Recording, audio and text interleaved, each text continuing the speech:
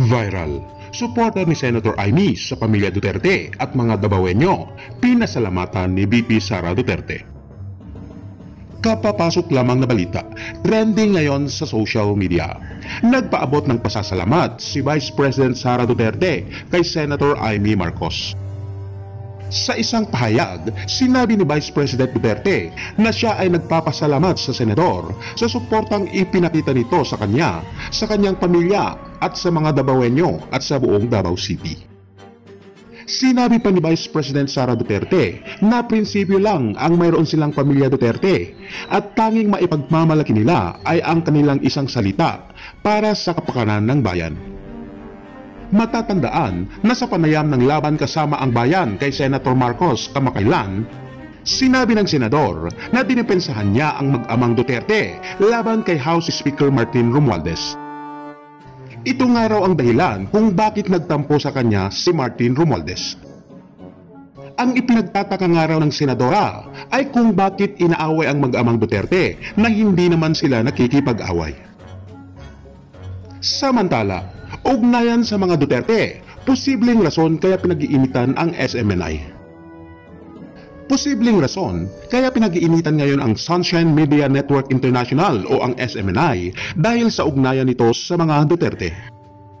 Ito ang komento ni dating Chief Presidential Legal Counsel Attorney Salvador Panelo kaugnay sa isinasagawang mga hearing sa Kamara na layong ipasuspinde ang prangkisa ng SMNI. Unang-una aniya, ang SMNI ang tanging ginagamit ni dating Pangulong Rodrigo Duterte bilang plataporma upang ito ay makapagsalita tungkol sa iba't ibang issue ng bansa. Ang anak naman ni former President Duterte na si kasalukuyang Vice President Sara Duterte ay nakikitang isang malakas na katunggali kung sakaling tatakbo ito sa 2028 national elections bilang Pangulo.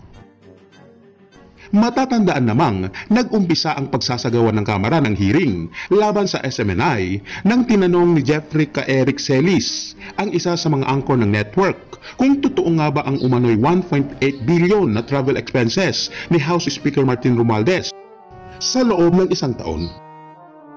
Pinabulaanan na ito ng panig ni Romualdez. Samantala, kaugnay nito ay ipinanawagan muli ni Atty. Panelo na huwag idamay ang SMNI kung may pagkakamali ang isa sa mga angkor nito dahil magkaiba ang network at ang angkors.